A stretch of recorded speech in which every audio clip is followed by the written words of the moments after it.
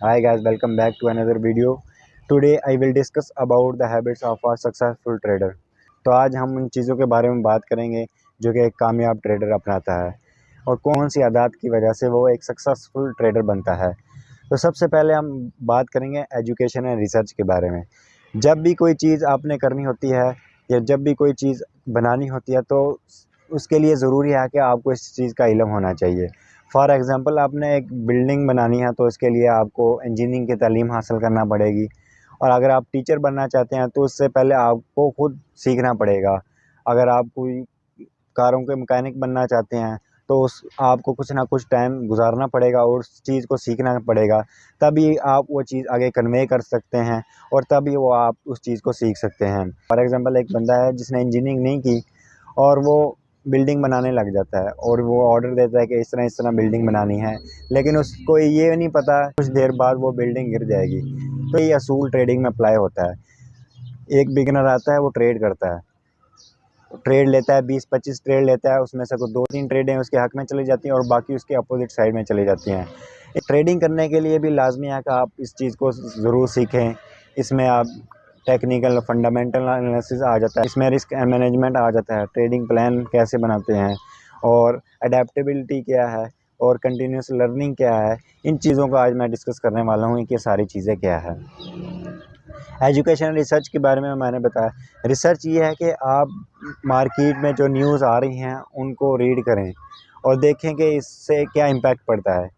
Market की news read करने के लिए मैं आपको सजेस्ट करता हूँ कि फॉरेक्स फैक्ट्री को इस्तेमाल करें। ये एक इंतहाई अच्छी वेबसाइट है, इस पर जाएं और वहाँ पर सेक्शन बने हुए हैं और हर पेयर की उन्होंने न्यूज़ दी हुई है और उसका इम्पैक्ट भी दिया हुआ है कि हाई इम्पैक्ट है, मीडियम इम्पैक्ट है और या लो इम्पैक्ट है।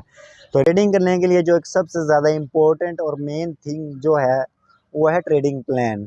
ट्रेडिंग प्लान में ये आता है कि कब आप एंट्री ले रहे हैं, कब आप एग्ज़िट हो रहे हैं और आपकी पोजीशन साइज़ेस क्या हैं और आप कौन सी स्ट्रेटजी पर अमल कर रहे हैं। तो ये सब चीज़ों को मिलाकर एक प्लान बनता है जिसे ट्रेडिंग प्लान कहते हैं। ट्रेडिंग प्लान के बगैर अगर आप ट्रेड करते हैं तो वो एक ट्रेड नहीं, वो एक जुआ है। आपको पता ही नहीं है कि मैंने कब ट्रेड ली है और कब मैंने एग्ज़िट होना है। तो प्री डिफाइंड पोजीशन आपको फॉलो करनी चाहिए। प्री डिफाइंड पोजीशन ये है कि आपको पहले सेट करना चाहिए, मार्केट अगर इधर आती है तो मैं इधर एंट्री लूँगा और मार्केट अगर मेरे अगेंस्ट जाती है तो मैं यहाँ एग्ज़िट कर लूँगा और अगर मार्केट मेरे हक में जाती है तो मैं ट्रेलिंग स्टॉप लॉस को इस्तेमाल करूँगा। 1:2 रिस्क टू रिवार्ड रेशियो है और रिस्क टू रिवार्ड रेशियो को फॉलो करूँगा। फॉर एग्ज़ाम्पल अगर आप $100 का रिस्क लेते हैं तो आपका प्रॉफिट जो है मिनिमम $200 होना चाहिए। 1:2 रिस्क टू रिवार्ड को मेंटेन करें। इनको मेंटेन करने से मुराद है कि अपनी सब चीज़ों को मेंटेन करें और अपना एक कानून बनाएं, अपना एक असूल बनाएं कि ट्रेडिंग मैं इन असूलों पर करूँगा और उन असूलों से बाहर ना हटें। चाहे आपकी ट्रेड आपके अगेंस्ट जा रही है, चाहे आपकी ट्रेड आपके हक में जा रही है, उन असूलों को फॉलो करें। यकीनन अगर आप अच्छे असूल फॉलो करते हैं तो उससे आपको बेनिफिट बहुत होता है, लॉन्ग टर्म में आपको उसका बेनिफिट होता है। नेक्स्ट जो इम्पोर्टेंट चीज़ आती है वो टेक्निकल और फंडामेंटल एनालिसिस आता है। टेक्निकल एनालिसिस बहुत ज़रूरी है। फंडामेंटल एनालिसिस न्यूज़ पर ध्यान दें, टेक्निकल एनालिसिस इंडिकेटर्स को इस्तेमाल करें और इनका इस्तेमाल करके आप जो अपनी एंट्री और एग्जिट पोजीशनों को बना सकते हैं। नेक्स्ट जो इम्पोर्टेंट पॉइंट है वो इमोशनल कंट्रोल है। अपने जज्बात पर काबू रखें। ट्रेडिंग जो है वो असूलों पर होनी चाहिए, ना कि जज्बात पर। अगर आपको ऐसा करते हैं वो लॉस को देख नहीं सकते। काफ़ी लोग ऐसा होते हैं कि जो लॉस को बर्दाश्त नहीं करते और लॉस को कट नहीं करते और जो विनर्स हैं उनको कट कर देते हैं, हालांकि इसका उल्टा होना चाहिए। इसमें मैं आपको बात बताना चाहता हूँ कि कंटिन्यूस लर्निंग ट्रेडिंग का एक बहुत ही अहम पार्ट है। जब अपने आप को अपडेटेड रखें, नई नई चीज़ें सीखें, नई नई स्ट्रेटजीज़ को सीखें।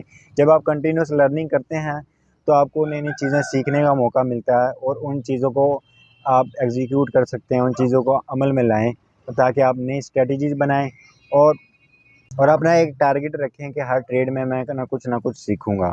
उसको ट्रेड आप लेते हैं उसको नोट डाउन करें, उसका एक कॉलम बनाएं और कॉलम में जो आपने गलती की है या जो आपने सही चीज़ की है उस सब को नोट डाउन करें और फिर आहिस्ता आहिस्ता उन वीकनेस को, उन कमज़ोरियों को दूर करें और जो आपकी अच्छाइयाँ हैं उनको मज़ीद बेहतर करें। ये होगा कि आपका कॉन्फिडेंस बूस्ट होगा और आप ट्रेडिंग लेने में हिचकिचाएंगे नहीं। आज से 4 साल पहले मेरा भी ट्रेडिंग में कोई एक्सपीरियंस नहीं था, कोई कॉन्फिडेंस नहीं था, मैं भी बहुत ज़्यादा डरता था, जैसे एक नॉर्मल इंसान ट्रेडिंग में डरता है कि क्या हो जाएगा, कुछ नहीं होगा। जब आप अभी 4 साल का एक्सपीरियंस है, चीज़ें नई नई चीज़ें सीखी हैं, आप डेली का टारगेट रखें, मैंने एक नई ट्रेडिंग के बारे में कुछ ना कुछ सीखना है। नए हैं तो ट्रेड लगाना कैसे सीखें, पोजीशन साइज़ कैसे कैलकुलेट करें, लॉट साइज़ कैसे कैलकुलेट करें और रिस्क को कैसे मैनेज करें, और ये सारी चीज़ें सीखें। और जो मेन इंपॉर्टेंट चीज़ है वो टेक्निकल एनालिसिस को सीखें, फंडामेंटल एनालिसिस को सीखें, आरएसआई क्या है, मूविंग एवरेजेस क्या है, इन सारी चीज़ों को सीखें। और चीज़ें सीखने के लिए आप यूट्यूब पे बहुत ज़्यादा बेशुमार वीडियोस मिल जाएंगी, तो वहाँ से चीज़ें सीखें, फ्री में सीखें। फ्री में आपको चीज़ें मिल रही हैं तो वहाँ से क्यों नहीं सीखते, वहाँ से सीखें चीज़ें और उनको अडेप्ट करें ताकि आप एक कामयाब इंसान बन सकें। चार्ट देखने के लिए मैं आपको रिकमेंड करूँगा कि ट्रेडिंग व्यू इस्तेमाल करें। चला नेक्स्ट मैं ट्रेडिंग व्यू पे वीडियो बनाऊँगा कि ट्रेडिंग व्यू को कैसे इस्तेमाल करें। वो एक इंतहाई रिलायबल वेबसाइट है जिससे आप चार्ट वगैरह को देख सकते हैं। उससे काफ़ी पेयर्स को, जैसे कि JPY एंड USD गोल्ड, इन सारे पेयर्स को देख सकते हैं, उनका एनालिसिस कर सकते हैं। और वहाँ पर न्यूज़ भी आ रही होती हैं कि क्या किस टाइम कौन सी न्यूज़ आने वाली है, तो इन सारी चीज़ों का ख्याल रखें। तो इंशाल्लाह उम्मीद है कि आपको ये वीडियो अच्छी लगी होगी। अगर ये वीडियो अच्छी लगी तो इस वीडियो को लाइक करें।